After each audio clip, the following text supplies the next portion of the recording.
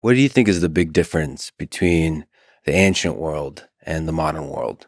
Well, the easy answer, the one you often get, is technology. And obviously, there's huge differences in technology between the ancient world and today. But I think some of the more interesting stuff is a little bit more amorphous things, more structural things. So I would say, first of all, childhood mortality. In the ancient world, and this is true of Greeks, Romans, Egyptians, really anybody up until about the Industrial Revolution, about 30 to 40% of kids died before they hit puberty. So, I mean, put yourself in the place of an average inhabitant of the ancient world. If you were an ancient person, three or four of your kids probably would have died. You would have buried your children. And nowadays, we think of that as an unusual thing. And just psychologically, that's a huge thing. You would have seen multiple of your siblings die. If you're a woman, for example, if you were lucky enough to make it to, let's say, age 13, you probably would have to give birth 4 or 5 times in order just to keep the population from dying out. So those kind of grim mortality statistics, I think, are a huge difference psychologically between the ancient world and the modern. But fundamentally, do you think human nature changed much? Do you think this is the same elements of what we see today: fear, greed, love, hope, optimism, and the cynicism? The underlying forces that result in war. All of that permeates human history. Crude answer, yes. I think human nature is roughly constant. And for me, as an ancient historian, the kind of documents that I really like dealing with are not the traditional literary sources, but they're the things that give us those little glimpses into everyday life. So stuff like tombstones or graffiti or just something that survives on a scrap of parchment that records a financial transaction.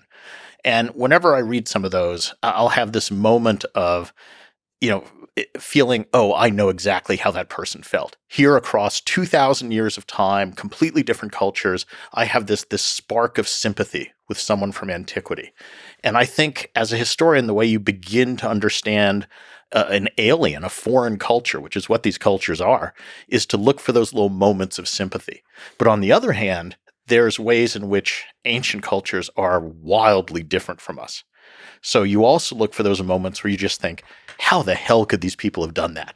I just don't understand how they could have thought or acted in this way.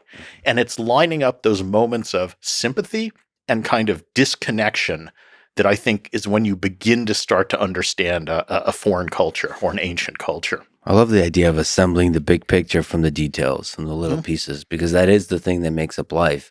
Yeah. The big picture is nothing without the details. Yep. And those details would bring it to life. Yeah. I mean, it's not the grand sweep of things. It's seeing those little hopes and fears. Another thing that I think is a huge difference between the modern world and the ancient is just basically everybody's a farmer. Everybody's a small family farmer. And we forget this. Yeah. I was just writing a lecture for my next Great Courses course, and I was writing about farming in the ancient world. And I was really thinking, if we were to write a realistic textbook of, let's say, the Roman Empire, 9 out of 10 chapters should be details of what it was like to be a small-time family farmer, because that's what 90% of the people in the ancient world did. They weren't soldiers, they weren't priests, they weren't kings, they weren't authors, they weren't artists. They were small-town family farmers. And they lived in a little village. They never traveled 20 miles from that village. They were born there. They married somebody from there. They raised kids. They mucked around in the dirt for a couple decades, and they died. They never saw a battle. They never saw a work of art. They never saw a philosopher. They never took part in any of the things we define as being history. So that's what life should be, and that's representative. Nevertheless, it is the emperors and the philosophers and the artists and the warriors who carve history. And it is the important stuff. So, I mean, that's true. There's a reason we focus on that. That's a good reminder, though. If we want to truly empathize and understand what life was like, we have to represent it fully. And I would say let's not forget them. So let's not forget what life was like for 80, 90% of the people in the ancient world, the ones we don't talk about, because that's important too. So the Roman Empire is widely considered to be the most powerful, influential, and impactful empire in human history. What are some reasons for that? Yeah, I mean, Rome is has been hugely influential, I think, just because of the image. I mean, there's all these practical ways. I mean, the words I'm using to speak with you today, 30% are direct from Latin, another 30% are from Latin descended languages. Our law codes, I mean, our habits, our holidays, everything comes fairly directly from the ancient world. But the image of Rome, at least again in Western civilization, has really been the dominant image of a successful empire. And I think that's what gives it a lot of its fascination. This idea that, oh, it was this great, powerful, culturally influential empire. And there's a lot of other empires. I mean, we could talk about ancient China, which arguably was just as big as Rome, just as culturally sophisticated, lasted about the same amount of time. But at least in Western civilization, Rome is the paradigm. But Rome is a little schizophrenic in that it's both the empire when it was ruled by emperors, which is one kind of model, and it's the Roman Republic when it was a pseudo-democracy, which is a different model. And it's interesting how some later civilizations tend to either focus on one or the other of those. So, the United States, Revolutionary France, they were very obsessed with the Roman Republic as a model. But other people, Mussolini, Hitler, Napoleon, they were very obsessed with the empire, Victorian Britain, as a model. So Rome itself has different aspects. Well, what I think is actually another big difference between the modern world and the ancient is our relationship with the past. Mm-hmm. So one of the keys to understanding all of Roman history is to understand that this was a people who were obsessed with the past and for whom the past had power, not just as something inspirational, but it actually dictated what you would do in your daily life. And today, especially in the United States, we don't have much of a relationship with the past. We see ourselves as free agents, just floating along, not tethered to what came before. And the classical story that I sometimes tell in my classes to illustrate this is Rome started out as a monarchy.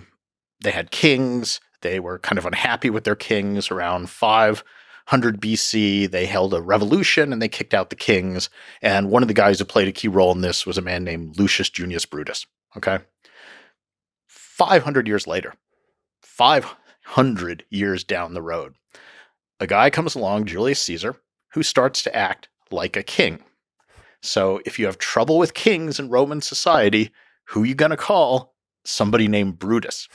Now, as it happens, there is a guy named Brutus in Roman society at this time who is one of Julius Caesar's best friends, Marcus Junius Brutus. Now, before I go further with the story, and I think you probably know where it ends, I just have to talk about how important your ancestors are in Roman culture. I mean, if you went to an aristocratic Roman's house and opened the front door and walked in, the first thing you would see would be a big wooden cabinet. And if you open that up, what you would see would be row after row of wax death masks. So when a Roman aristocrat died, they literally put hot wax on his face and made an impression of his face at that moment. And they hung these in a big cabinet right inside the front door. So every time you entered your house, you were literally staring at the faces of your ancestors. And every child in that family would have obsessively memorized every accomplishment of every one of those ancestors. He would have known their career, what offices they held, what battles they fought in, what they did. When somebody new in the family died, there would be a big funeral, and they would talk about all the things their ancestors had did. The kids in the family would literally take out those masks, tie them onto their own faces, and wear them in the funeral procession. So you were like wearing the face of your ancestors. So you as an individual weren't important. You were just the latest iteration of that family. And there was enormous weight, huge weight, to live up to the deeds of your ancestors. So the Romans were absolutely obsessed with the past, especially with your own family. Every Roman kid who was, let's say, an aristocratic family could tell you every one of his ancestors back centuries. I can't go beyond my grandparents. I don't even know, but that's, maybe 100 years. So it's a completely different attitude towards the past. And the level of celebration that we have now of the ancestors, even the ones we can name, is not as intense as it was in Roman times. No, I mean, it was obsessive and oppressive. It determined what you did. Oh. Yes, because there's that weight for you to act like your ancestors did. Do you think, not to speak sort of philosophically, but do you think it was limiting to the way the society develops to be deeply constrained by the limiting in a good way or a bad way, you think? Well, like everything, it's a little of both, but the bad. Mm. So on the one hand, it gives them enormous strength and it gives them this enormous connection. It gives them guidance. But the negatives, what's interesting, is it makes the Romans extremely traditional minded and extremely conservative. And I mean conservative in the sense of resistant to change. Mhm. So in the late Republic, which we'll probably talk about later, Rome desperately needed to change certain things, but it was a society that did things the way the ancestors did it, and they didn't make some obvious changes which might have saved their republic. So that's the downside, is that it locks you into something and you can't change. But to get us back to the Brutuses, so 500 years after that first Brutus got rid of kings, Julius Caesar starts to act like a king. One of his best friends is Marcus Junius Brutus, and literally in the middle of the night, people go to Brutus's house and write graffiti on it that says, "Remember your ancestor." And another one is, I think, "You're no real Brutus." And at that point, he really has no choice. He forms a conspiracy, and on the Ides of March 44 BC, he and 23 other senators take daggers, stick them in Julius Caesar, and kill him for acting like a king. So the way I always pose this to my students is, how many of you would stick a knife in your best friend because of what your great great great great great great great great great great great great grandfather did? That's commitment. That's the power of the past. Yeah. That's a society where the past isn't just influential, but it dictates what you do. And that concept, I think, is very alien to us today. We can't imagine murdering our best friend because of what some incredibly distant ancestor did 500 years ago. But to Brutus, there is no choice. You have to do that. And a lot of societies have this power of the past. Today, not so much, but some still do. About a decade ago, I was in Serbia, and I was talking to some of the people there about the breakup of Yugoslavia and some of the wars that had taken place where people turned against their neighbors, basically murdered people they had lived next to for decades. And when I was talking to them, some of them actually brought up things like, "Oh, well, it was justified because in this battle in 12 whatever, they did this." And I was thinking, wow, you're citing something from 800 years ago to justify your actions today. That's a modern person who still understands the power of the past, or maybe is, crippled by it, is another way to view it. So this is an interesting point and an interesting perspective to remember about the way the Romans thought, especially in the context of how power is transferred, whether it's hereditary or not, which changes throughout Roman history. So it's interesting. It's interesting to remember that, the value of the ancestors. Yep. And just the weight of tradition. Weight of for tradition. the Romans, the mos maiorum is this Latin term, which means the way the ancestors did it. And it's kind of their word for tradition. So for them, tradition is what your forefathers and mothers did. And you have to follow that example and you have to live up to that. Does that mean that class mobility was difficult? So if your ancestors were farmers, there was a major constraint on remaining a farmer, essentially. I mean, the Romans all like to think of themselves as farmers, even filthy rich Romans. It was just their national identity is the citizen soldier farmer thing. Right. But it did, among the aristocrats, the people who kind of ran things, it was hard to break into that if you didn't have famous ancestors.